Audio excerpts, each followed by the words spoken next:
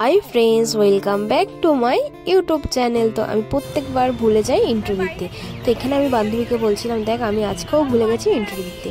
তো আজকের পার্টনার হচ্ছে আমার বান্ধবী। তো এখান থেকে বাসে উঠে পড়েছিলাম। তো বাস থেকে নেমে গেছিলাম শ্যামবাজার থেকে মেট্রো ধরে আমরা চলে গেছিলাম এসপ্ল্যানেডে।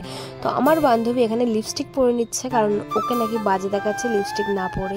তো কি বলবো।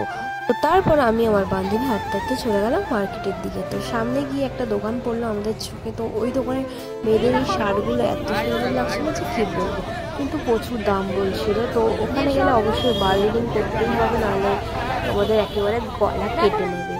তো তারপর ওখানে শার্ট ফার্টগুলো দেখলাম, ভাবছিলাম যদি এখানে দাম বেশি আর একটু বেশি কম হয়।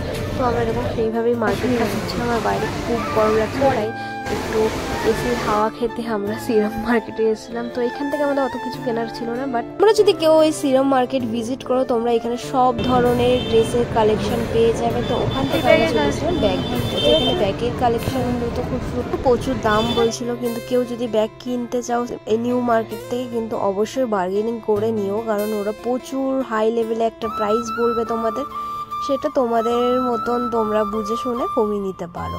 আমরা গেছিলাম একটু মলে। তো মলে খুব একটা ভালো কালেকশন ছিল না, আমাদের পছন্দও হচ্ছিল না। তো ওখান থেকে আমরা বেরিয়ে এসেছিলাম। মার্কেট ঘুরে আমি মাত্র একটা জিনিস কিনেছি, কি কিনেছি সেগুলো আমি মিনি ব্লগে তোমাদের সাথে শেয়ার করে দেবো। তারপর আমরা চলে গেছিলাম মেট্রো স্টেশন। আর হ্যাঁ, এখানে আমার বান্ধবী দেখো পাখা দেখে দাঁড়িয়ে পড়েছে, কারণ আমরা যেখানেই পাখা দেখি আমি আমার বান্ধবী দাঁড়িয়ে পড়ি একটু হাওয়া খেতে। আমাদের হচ্ছে কারা কারা আছে এরকম হাওয়া খেতে দাঁড়িয়ে পড়ে। তারপর মেট্রো ধরে আমরা চলে এসেছি শ্যামবাজার। তো এখানে আমি এটা দেখাচ্ছি, এই দেখো আমাদের কলেজ, এটা হচ্ছে আমার কলেজ। তো শ্যামবাজার থেকে হাতিবাগান বেশি দূরের রাস্তা না, তাই আমি আমার বান্ধবী হেঁটে হেঁটেই হাতিবাগান চলে এসেছি।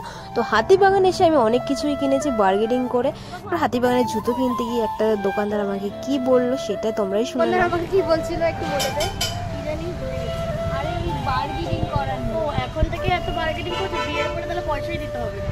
ভাবুন তাহলে হাতিবাগানে আসলে অবশ্যই বার্গেনিংটা করবে, মানে 500 টাকার জিনিস তোমাকে 100 টাকায় দিতে পারবে। এত হাসি পাচ্ছিল যে কি বলবো। তারপর আমরা একটা ফাস্টফুডের দোকানে চলে এসেছিলাম। তো ফাস্টফুডের দোকানে এসে আমরা এগ চাও অর্ডার করেছিলাম। আর এই দোকানে এগ চাউটা না জাস্ট অসাধারণ খেতে লাগে।